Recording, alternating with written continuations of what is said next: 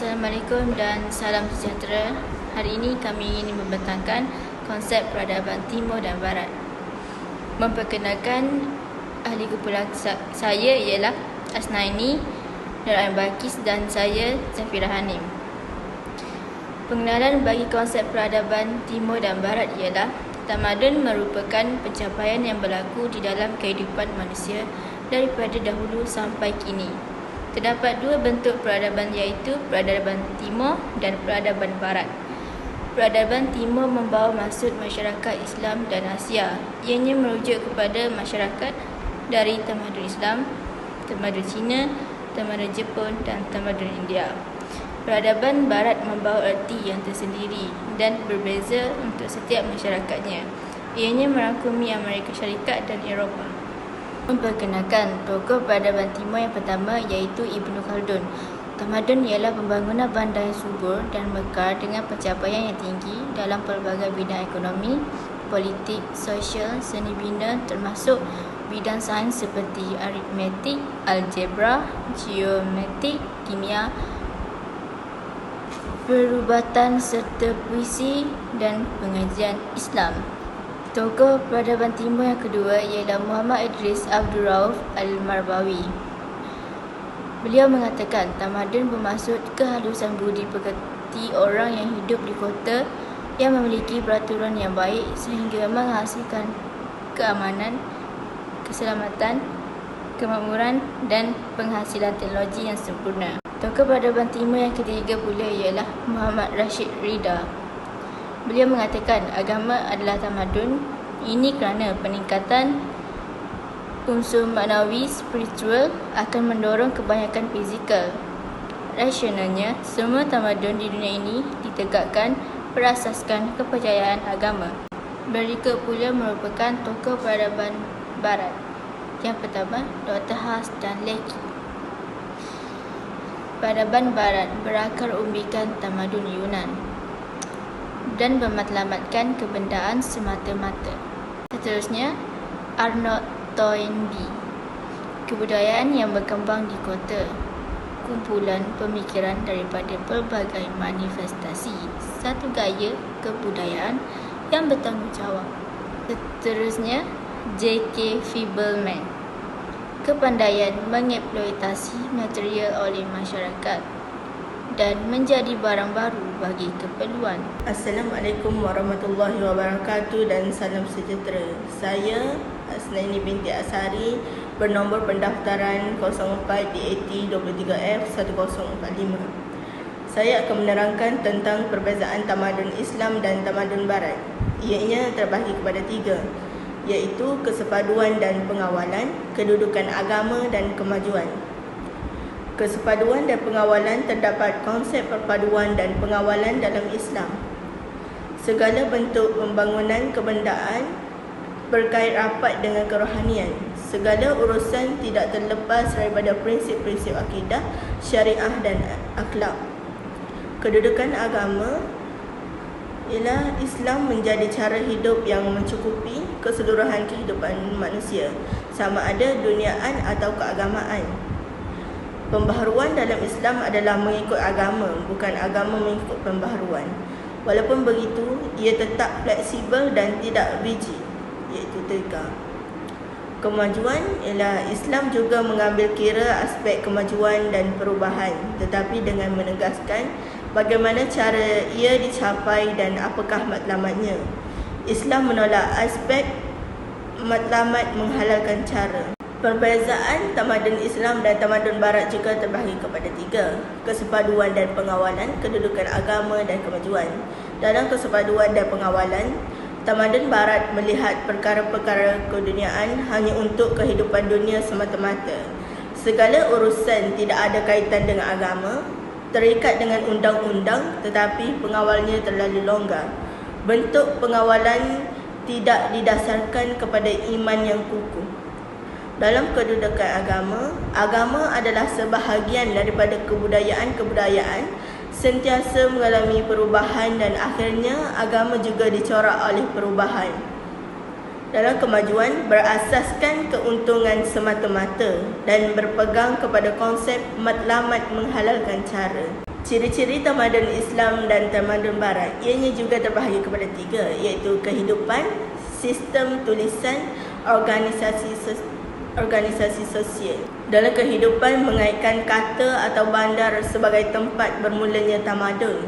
Sistem tulisan mempercepatkan proses penyebaran kebudayaan Islam yang memberi kesan terhadap perubahan dalam semua aspek kehidupan manusia. Dalam organisasi sosial, ianya mementingkan keadilan dan menekankan persamaan taraf antara manusia. Ciri-ciri tamadun Islam dan tamadun Barat iaitu kehidupan, sistem tulisan dan organisasi sosial. Dalam kehidupan, ianya hidup menetap membawa kepada kelahiran bandar dan seterusnya negara. Dalam sistem tulisan, dicipta dalam memenuhi keperluan kehidupan seperti untuk merekod sesuatu dengan menggunakan simbol-simbol tertentu. Organisasi sosial lahir apabila manusia hidup bermasyarakat bagi memenuhi keperluan hidup dan mereka terpaksa bergantung di antara satu sama lain. Prinsip-prinsip peradaban Barat terbahagi kepada 4. Pertama, dikuasai oleh hawa nafsu. Kedua, aspek kerohanian tidak penting. Ketiga, mementingkan harta benda. Dan keempat, dibina atas ideologi materialistik. Kesan peradaban Barat kepada kebudayaan Melayu. Ianya mengamalkan sistem ekonomi secara kapitalis yang menjadikan faedah iaitu riba sebagai asasnya. Seterusnya, Barat telah memperkenalkan sistem demokrasi. Sistem ini telah berjaya menghapuskan sistem feudal Melayu zaman itu yang mengamalkan pemerintahan beraja. Malaysia telah mengamalkan demokrasi berparlimen sejak mendapat kemerdekaan daripada British. Demokrasi berparlimen ini diamalkan di bawah pentadbiran raja berperlembagaan. Kesan peradaban timur kepada kebudayaan Melayu. Perkataan sultan, ilmu, kitab, masjid, alam dan lain-lain yang dipinjam dari bahasa Arab, bumbung, kubah, mihrab dan mimbar, menara dan tulisan-tulisan khat yang menghiasi dinding-dinding masjid. Pengaruh India turut jelas kelihatan pada penggunaan batu dan bata sebagai bahan utamanya kerana ia merupakan bahan yang lebih kekal dan dianggap sesuai untuk membina rumah agama. Faktor kedatangan Portugis ke tanah Melayu iaitu kekayaan, keagamaan dan kemegahan. Dalam kekayaan, Malaysia merupakan pusat pelabuhan yang terkenal di dunia. Salah satunya negeri Melaka yang mempunyai pelbagai bahan rempah seperti kayu manis, bunga cengkeh dan buah pala. Dalam keagamaan, Portugis datang ke Melaka untuk menyebarkan agama Kristian dan juga ingin menghapuskan agama Islam di timur. Kemegahan, Portugis juga ingin bersaing dengan negara-negara penjajah lain untuk mempertabatkan negaranya. Assalamualaikum dan selamat sejahtera. Saya Nur Ain Balkis bernombor pendaftaran 04 DAT 23F1037. Hari ini saya akan menerangkan tentang sistem kehidupan di Tanah Melayu. Sistem kehidupan di Tanah Melayu ialah sistem mata wang yang telah wujud pada abad ke-15. Maksud sistem mata wang ialah wang yang digunakan sebagai alat tukaran untuk mendapatkan sesuatu benda yang lain. Contoh wang yang digunakan di Tanah Melayu pada abad ke-15 ialah wang shilling atau koin yang diperbuat daripada logam seperti emas, perak dan sebagainya. Seterusnya ialah sistem kehidupan masyarakat di Tanah Melayu. Sistem masyarakat di Tanah Melayu ialah sistem yang digunakan ialah sistem beraja ataupun hierarki. Sistem hierarki membawa maksud susunan atau kedudukan oleh taraf pendidikan. Kedudukan yang tertinggi akan dipegang oleh rakyat yang berpendidikan tinggi. Rakyat yang berpendidikan rendah pula akan berada pada kedudukan bawah atau sebagai hamba. Pendidikan pada zaman itu sangat penting untuk menentukan kedudukan rakyat. Seterusnya ialah konsep dialog peradaban. Dialog peradaban atau interaksi peradaban merujuk kepada tindak balas atau komunikasi yang melibatkan dua pihak atau lebih. Selain itu, membawa maksud hubungan, pertemuan, komunikasi dan lain-lain yang berlaku kelompok masyarakat dan seterusnya negara. Interaksi peradaban bukanlah merujuk kepada interaksi antara peradaban itu sendiri, tetapi secara realitinya merujuk kepada interaksi antara individu atau masyarakat yang mewakili sesuatu peradaban. Setiap masyarakat digalakkan untuk berdialog dan berinteraksi dengan tujuan untuk memperkayakan lagi nilai-nilai kehidupan masyarakat. Dialog Islam dan Asia sendiri telah lama berlaku sebelum kedatangan kuasa barat di rantau ini. Misalnya, pada zaman prakolonial telah berlaku interaksi atau dialog di antara tamadun-tamadun klasik seperti tamadun Cina dan Jepun, tamadun India dan tamadun Islam dan Asia Tenggara, tamadun Islam dan tamadun Eropah dan sebagainya.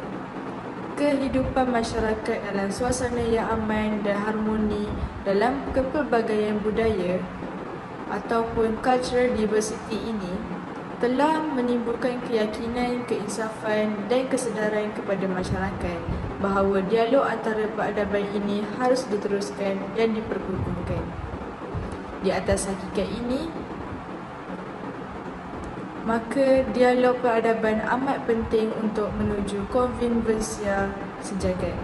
Konvergensia merujuk kepada kehidupan berharmoni dan bermuafakat dalam aliran fahaman dan budaya yang rencam atau berbeza. Sebenarnya, perkongsian nilai-nilai sejagat yang diwarisi daripada peradaban masing-masing sangat penting kerana ia dapat dijadikan titik tolak ke arah mewujudkan interaksi atau dialog peradaban. Walau bagaimanapun, masyarakat moden Islam dan Asia pada hari ini telah banyak melupai hikmat dari khazanah peninggalan sendiri sehingga mereka menjadi keliru dan hilang arah tujuannya.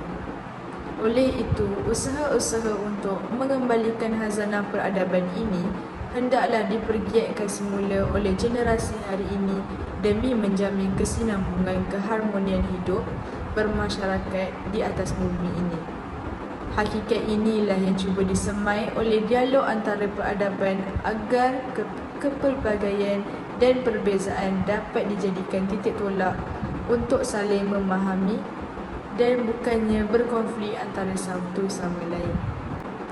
Al-Quran telah menggalakkan umat Islam mengadakan dialog antara peradaban.